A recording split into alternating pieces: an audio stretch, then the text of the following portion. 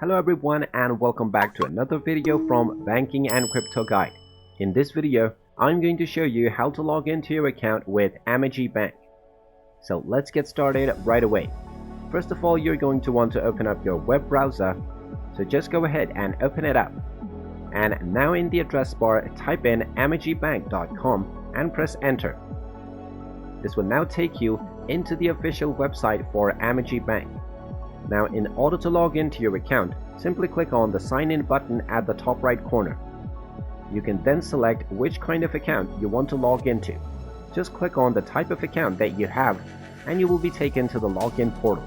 Now, from the login portal, just go ahead and type in your username followed by your password and click on the sign in button in order to log into your account.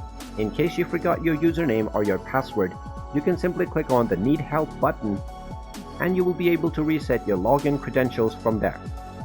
And there you have it. That is how easy it is to log into your account with Amegy Bank. If you find this video helpful, make sure you hit that like button and subscribe to our channel if you haven't done so already. Also ring that notification bell to never miss another update from us. Thank you for watching and I will see you again in the next video.